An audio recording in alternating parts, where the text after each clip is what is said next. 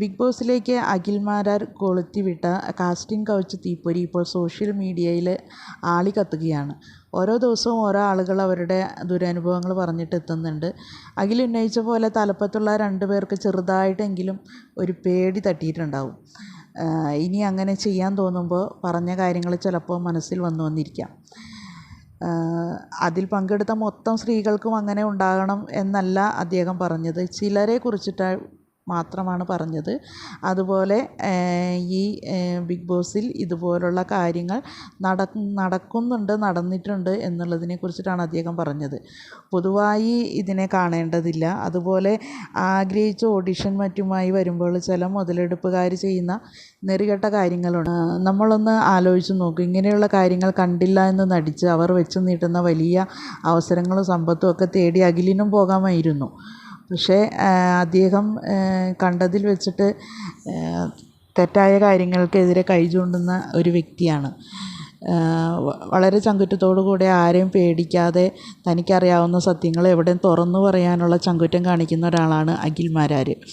ഇപ്പോൾ നടന്നുകൊണ്ടിരിക്കുന്ന big boss season 6 കാണുന്ന എല്ലാവർക്കും മനസ്സിലാവുന്ന ഒരു കാര്യമുണ്ട്, സംശയമുള്ള ഒരു കാര്യമുണ്ട്. പലരെയും ബിഗ് ബോസ് അതിൽ സേവ് ചെയ്യുന്നുണ്ട്. പലരെയും ജയിപ്പിച്ചെടുക്കാനായിട്ട് പല കാര്യങ്ങളും നെഗറ്റീവായിട്ടായാലും അതുപോലെ റൂൾസിനെതിരായിട്ട് പലരും ചെയ്യുമ്പോഴും അതിനെയൊക്കെ ചെറുതായിട്ടുള്ളൊരു വാർണിംഗ് കൊടുത്ത് അങ്ങ് വിട്ട് കളയുന്നതും, എന്നാൽ മറ്റു ചിലർ ചെയ്യുന്ന ചില ഇതുപോലെ വാർണിംഗ് കൊടുത്ത് വിട്ട് കളയേണ്ട കാര്യങ്ങളെ വലുതായിട്ട് പെരുപ്പിച്ച് കാണിക്കുകയും അങ്ങനെയുള്ള കാര്യങ്ങളൊക്കെ ഇപ്പോൾ ബിഗ് ബോസ് ലൈവ് കാണുന്ന ആൾക്കാർക്ക് എല്ലാവർക്കും അറിയാം. ഇതിൽ തിരിമറികളും അതുപോലെ തന്നെ ഇതിൽ അവരുടെ ഇഷ്ടത്തിനനുസരിച്ച് ചിലർക്ക് കൊടുക്കണം എന്നുള്ള മുൻപ് അവർ തീരുമാനിച്ചു വച്ചിരിക്കുന്ന ആളുകൾ തന്നെ വിജയികളാകണം എന്നുള്ള രീതിയിലാണ് പലതും പോയിക്കൊണ്ടിരിക്കുന്നത്. ലാലേട്ടനായാലും ലാലേട്ടൻ സത്യം പറഞ്ഞു കഴിഞ്ഞിട്ടുണ്ടെങ്കിൽ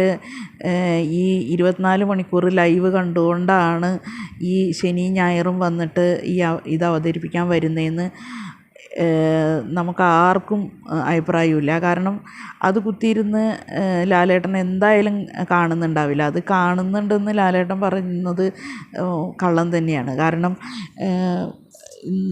ഈ 24 മണിക്കൂർ ഈ ലൈവ് കുത്തിയിരുന്ന് കാണാൻ അദ്ദേഹത്തിന് കഴിയില്ല എന്നുള്ളത് ഏത് കൊച്ചുകുട്ടികൾക്കും അറിയാം.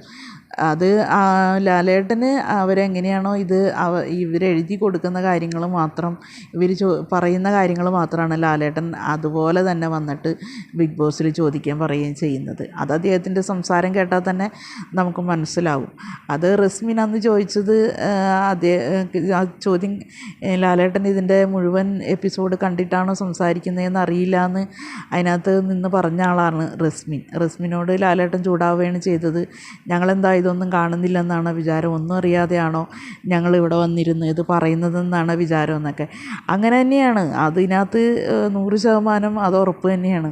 24 മണിക്കൂർ കാണുന്ന ലൈവ് കണ്ടിട്ടൊന്നും അല്ല ലാലേട്ടൻ വന്നിട്ട് ഈ ശനി ഞായറും ഓരോ മണിക്കൂർ വന്ന് നിന്ന് അവിടെ പറയുന്നതെന്നുള്ളത് ഉറപ്പാണ്. പല കാര്യങ്ങളിലും നമുക്കറിയാം. അവിടെ ഫേവറിസം കാണിച്ചിട്ടും സംസാരിക്കുന്നുണ്ട്. അതിൽ യാതൊരു സംശയമില്ലാത്ത കാര്യമാണ്. അപ്പോൾ ഇത് ബിഗ് ബോസ് എന്നുള്ള ഈ ഷോ റിയാലിറ്റി ഷോ ആയിട്ട് പറയുന്ന പല റൂൾസിനും എതിരായിട്ടാണ് അവിടെ പ്രവർത്തിക്കുകയും എടുക്കുകയൊക്കെ ചെയ്യുന്നത്. ബിഗ് ബോസ് എന്ന് പറഞ്ഞു കഴിഞ്ഞാൽ സത്യം പറഞ്ഞു കഴിഞ്ഞാൽ എല്ലാവർക്കും വളരെ ഇഷ്ടപ്പെട്ട ഒരു ഷോ ആണ്.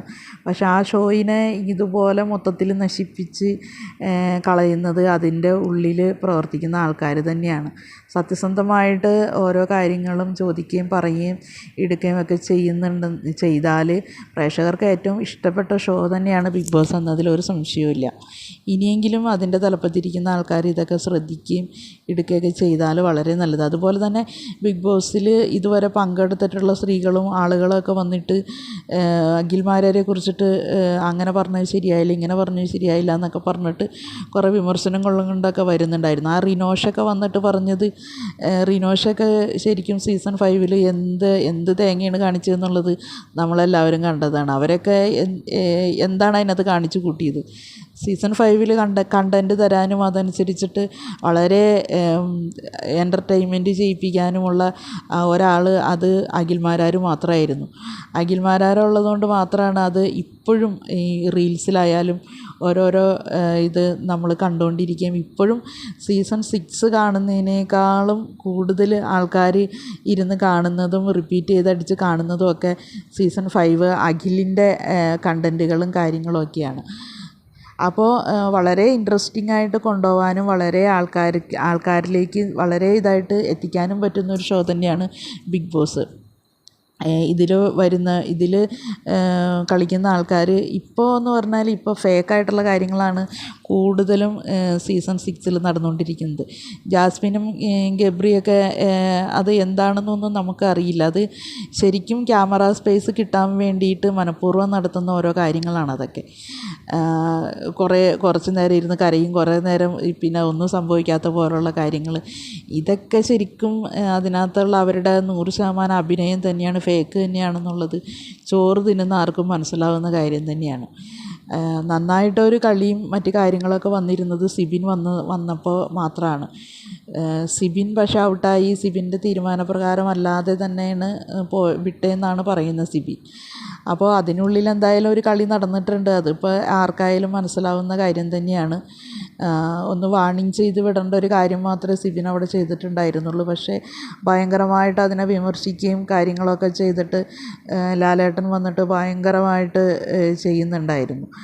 അതുപോലെ തന്നെ ഒരിക്കൽ മണിക്കൂട്ടൻ്റെ കാര്യത്തിലും ഈ ലാലേട്ടൻ വന്നിട്ട് ഇതേപോലെ കിടന്നിട്ടുള്ള കാര്യങ്ങളൊക്കെ ഉണ്ടായിരുന്നു. ശരിക്കും പറഞ്ഞു കഴിഞ്ഞിട്ടുണ്ടെങ്കിൽ പ്രേക്ഷകരുടെ അഭിപ്രായമാണ് ലാലേട്ടൻ അവിടെ പറയുന്നത് എന്ന് പറയുന്നുണ്ടെങ്കിലും പ്രേക്ഷകരുടെ അഭിപ്രായത്തിനേക്കാളും നേരെ മറിച്ചിട്ടാണ് അവിടെ ആ ഹൗസിലുള്ളവരോട് ലാലേട്ടൻ സംസാരിക്കുകയും എടുക്കുകയും ചെയ്യുന്നതെന്ന് ആർക്കായാലും മനസ്സിലാവും.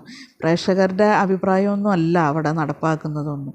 പ്രേക്ഷകർ പറഞ്ഞിട്ടാണ് ഇങ്ങനെ ചെയ്യുന്നത് അങ്ങനെ ചെയ്യുന്നത് എന്നൊക്കെ എപ്പോഴും പുട്ടിന് വീരയിടുന്ന പോലെ ലാലേട്ടൻ പറഞ്ഞുകൊണ്ടിരിക്കുന്നുണ്ട്. പക്ഷേ പ്രേക്ഷകരുടെ ഇതെന്താണെന്നുള്ളത് സോഷ്യൽ മീഡിയ മാത്രം, അവരുടെ ഏഷ്യാനെറ്റ് പേജ് മാത്രം എടുത്ത് നോക്കിയാൽ അതിൽ വരുന്ന കമൻസ് കണ്ടാൽ തന്നെ മനസ്സിലാകും പ്രേക്ഷകരുടെ അഭിപ്രായം എന്താണെന്നുള്ളത്.